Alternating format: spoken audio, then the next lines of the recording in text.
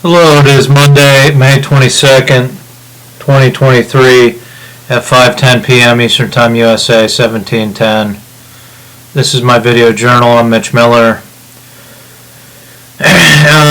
Update on the Ford Exploder, the Ford Explorer 2000 my grandpa gave me. I pulled the 30 amp fuse number 3. That was ABS related, analog brake system related. Pulled fuse number 7, 50 amp I think, or vice versa.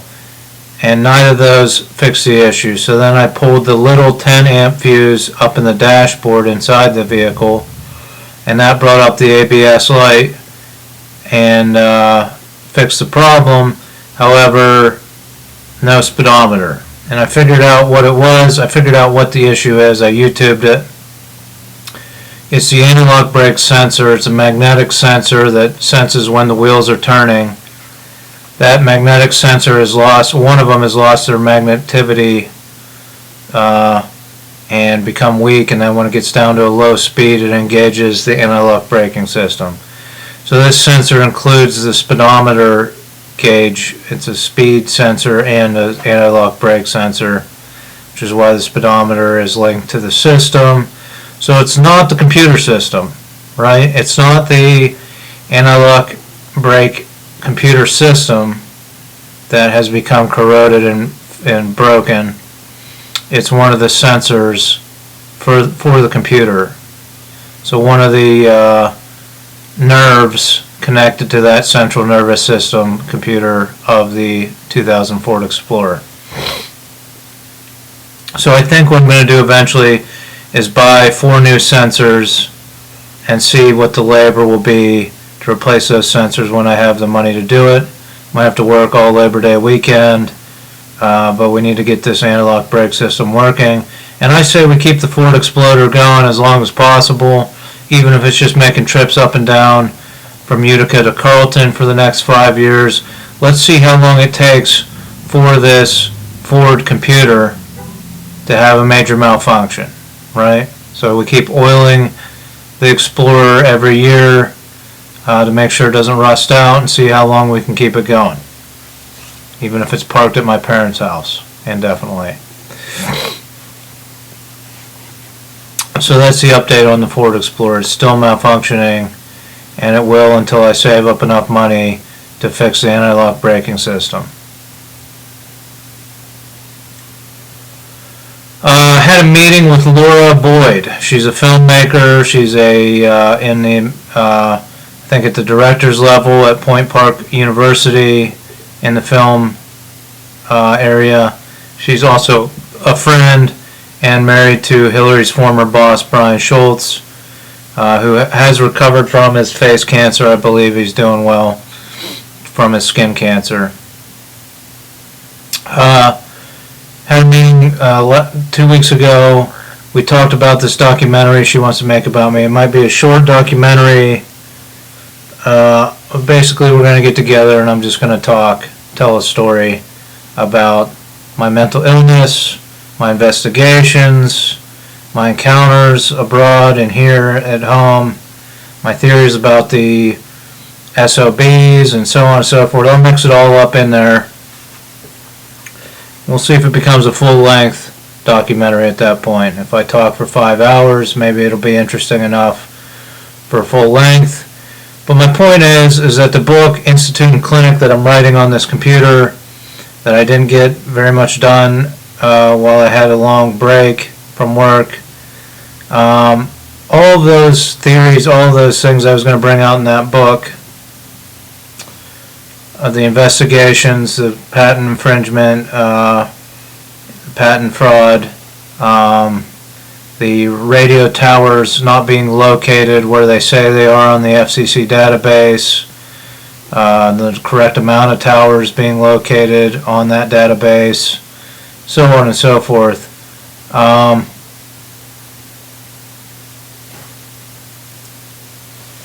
All that's going to come out in the documentary. Whether she uses it or not, I don't know. So I'm not in a hurry to finish this book. I'm going to be working busy, doing stuff. But I've put out a theory about the Famparty novel about pinging your bank account off of mine. It's public. It's on the Plot M website. 99 cents might get an investigation into the banking industry nationwide or worldwide started. You spend more than that on a cup of coffee every day. Plus you get a file that you could read or you could not read. Right, so I could finish this novel Institute and Clinic and apply for the copyright through the federal government for that, and publish that on Amazon to test the system for copyright, to get the supercomputers to cross-reference that, rather than bringing the novel M back into circulation. We can leave that an underground novel, not published on the internet, except it's still on my Amazon account, so who knows what they're doing with it. But I tried to read the whole agreement with Amazon, but it's pretty detailed and in-depth. So they could be selling it on the black market to people, who knows.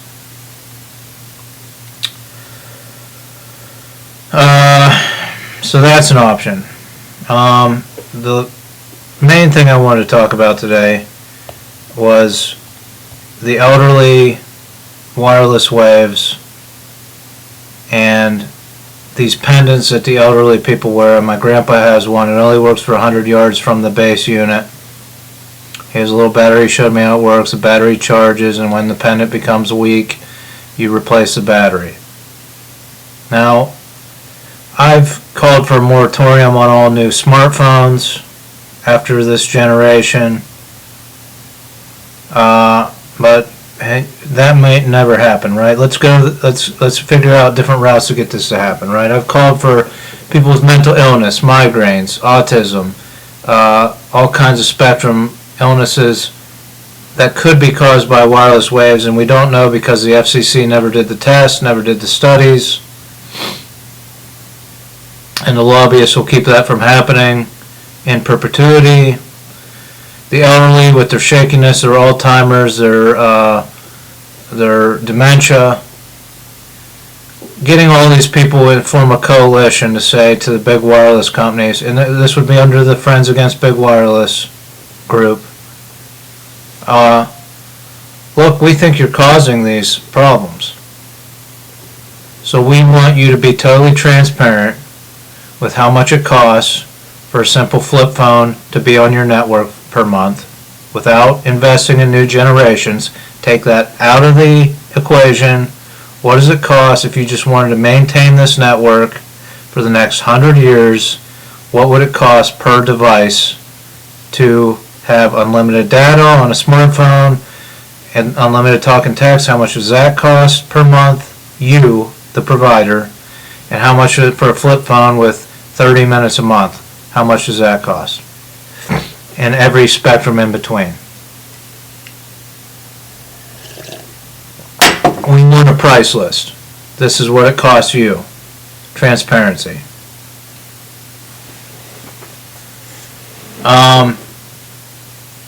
But then, to develop a device that will work for 100 years on this network, right? That's the moratorium, what we were talking about. This cell phone that I get that I can do the Navy Federal Credit Union on, that we say if this device has to work on every new generation, or it's a moratorium, we're not creating any new generations. But how you lock in a smartphone design, it might be easier to go the route of these elderly people's pendants, right? What I'm thinking is a patented device, and these elderly people for the next 20, 30 years grew up with rotary dial phones, mechanical machines. They don't know how, every time you change a flip phone menu, they don't know, it's like a foreign language to them. And every generation of flip phone, they only last 3 years on your network, then you got a new one that works. And the menus are tweaked and everything else. So let's lock in a pendant-like small device that works on the cell network. It also works on Wi-Fi.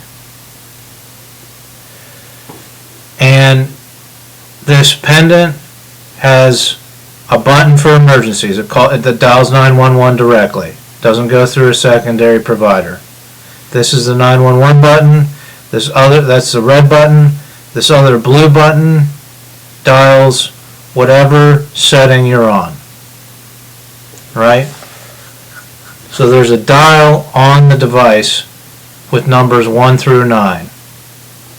And you can physically turn the dial. It's both fingers on the outside of it can click the dial, click, click, click, to each number. The children of the elderly person can take a mini USB jumper cable and program the device from their phone or from a module that comes with the device. And they program in their cell numbers or their home numbers, whatever 9 numbers they want that elderly person to be able to access. Because that's all the more these people are calling anyway. Right? They have numbers written down, they call from their landline, call old friends, but really they only have 9 contacts probably.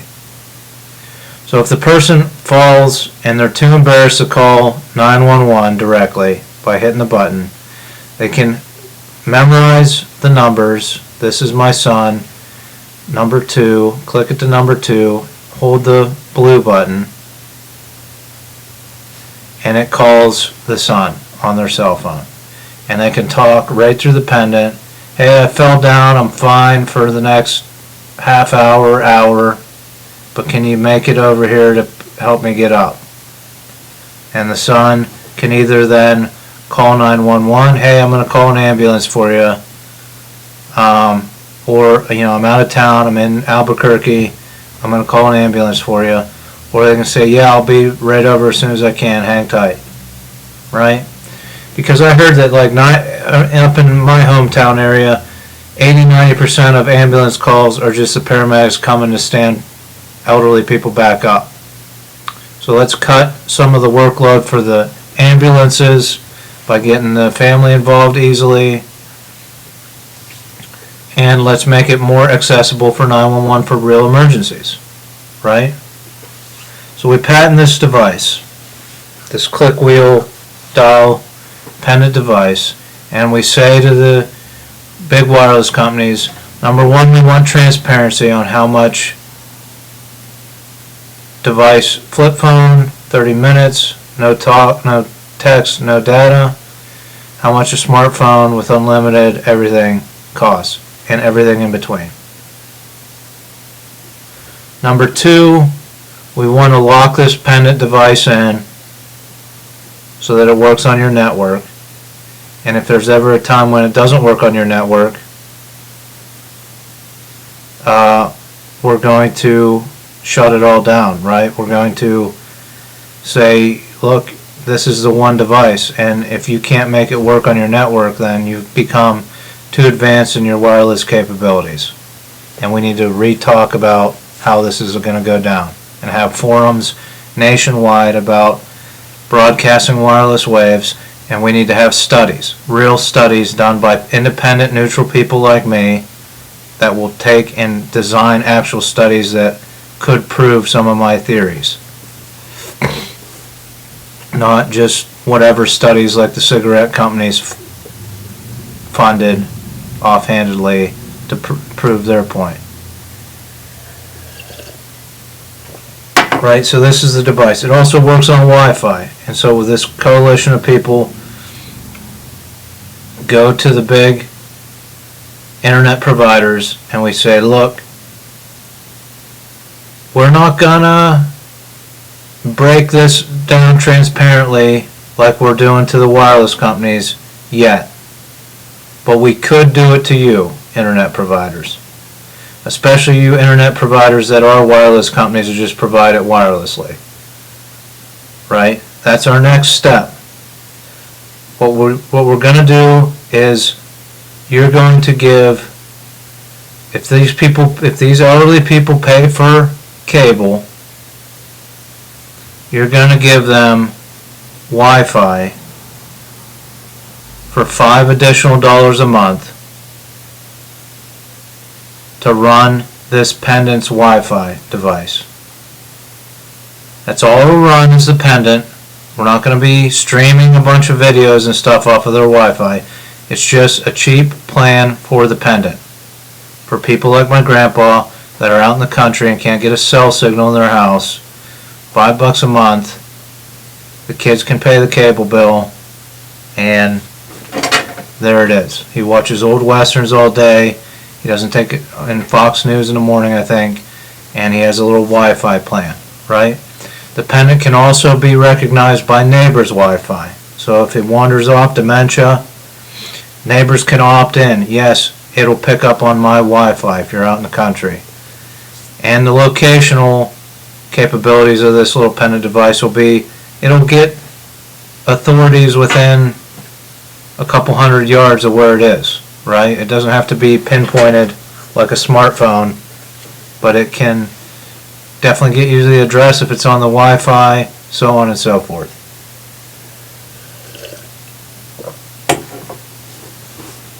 So that's the program I'm proposing. It's for safety, it's for public safety, it's for the elderly. Let's use technology to help these people, to cut down on the stress of the authorities. Let's not scam elderly people by having all these second-hand operator networks that call 911 for you and so on and so forth. Let's give them the access to 911. We've invested heavily in the 911 system, and we can invest even more in the 911 system if the pendant system starts to go into place. I've seen news programs where police officers are saying, don't use the alert system for your smartphone, the app, just call 911 directly. So this is an option that we're getting people closer to that, right? So that's what I'm proposing. Now people think I'm a schizoaffective, radical, anarchist, anarcho-feminist author, so they're not going to join my coalition unless some leadership legitimizes me, right? Someone in government leadership legitimizes me in some way. They don't have to have a press conference with me, but they could meet with me and say, I want to help you, and we can devise a plan to build this coalition that goes to the wireless companies and says, you have to be transparent. You're not going to blast waves through our brains and our bodies with a minimal amount of testing that the FCC swept under the table without providing us with a price list of what it costs you. We, the people, will decide what a fair profit is for your company. You will no longer reap huge profits off of the elderly and the disabled to build an even more powerful network that causes them even more injury. This is ridiculous. This is ludicrous.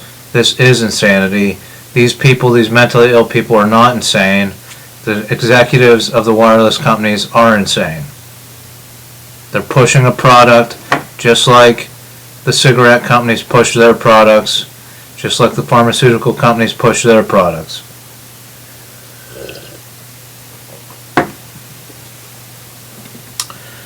So I think that I covered everything I wanted to talk about this pendant. You know, I don't know who's going to help me engineer it, who's going to help me design it. I've got a lot of other irons in the fire, but that's one proposal I'm putting out there. And the other reason I'm bringing this up is when I talked to Laura, I was telling her about the wireless waves and how we could try to stick it to the wireless companies because they're not doing the studies and the testing. And she said, yeah, it should definitely be subsidized, right? Now, why would we pay taxes to subsidize the wireless companies for elderly people, right? That's the big that's where it will go if politicians are in control. Oh, we'll subsidize it. No, we need to say to these executives, we want a price list, and this is what you can make off of old people. Right? Not, we're going to subsidize, the wireless company says it costs $30 a month, so we'll subsidize $25 a month. Or the internet providers. Right? We can bring a coalition of people together and tell these companies we've had enough. All right? Half of the population is addicted to your product. The other half is thinking rationally and saying the testing needs to be done, and until this testing is done, and really, as I've said, one of the only ways you can do the testing is to bring all the wireless signal to a zero in one major metropolitan city and compare that population with other populations that are occurrence of brain cancer. That's the other thing. Cancers, how many of these wireless waves are causing cancer? As I brought up the breast cancer theory, the other theory out there that I'm floating is that oil and plastics, the oil industry and the plastics industry are one of the root causes for why men are going impotent at earlier ages, or why they go impotent at all. They're ingesting microplastics, and possibly why people would want to transition to another gender. Right? And I put that frog study out there. That's really probably the only study that's been done on it. Right? As soon as that study came out, the oil companies, the plastics companies paid lobbyists to make sure no further studies were done on how plastic might cause gender reassignment in living things. Right? So the testing's not there, the research isn't there, and that was 13 years ago. So that's my point, is when I throw these theories out there, there's not been any testing done, no research. So are you going to invest in the research to disprove me? Right?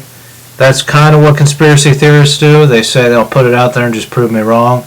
I'm doing it in a very covert way to say, look, the research needs to be done. I've been saying this about wireless waves. Now I'm saying this about the oil industry. If you're not going to do the research and testing, then you need to regulate that company the same way you're regulating people that want to transition to another gender, or who are homosexual, LGBTQ+. If you're going to overregulate them, then you need to overregulate the oil and gas industry, because not the oil industry and the plastics industry, because they might be the root cause. At the very least, you can pass legislation that requires them to spend billions of dollars, or tax them to have hundreds of millions of dollars to test this theory about the frogs, right? So that's the point. You can tax them, and then the politicians use it however they want. We've entered an era where we can track all the taxes paid, right? If we had cooperation from the banking sector, we can track the intake of those taxes, and we can say every dime of it has to be spent doing frog studies and living thing studies of the effects of microplastics and oil chemicals produced from oil on living things. Do they cause transgender situations and other living things, hormone levels, and does it lead to impotence in certain animals? Anyhow, I got off topic. Wanted to talk about the elderly pendant and the Wi-Fi.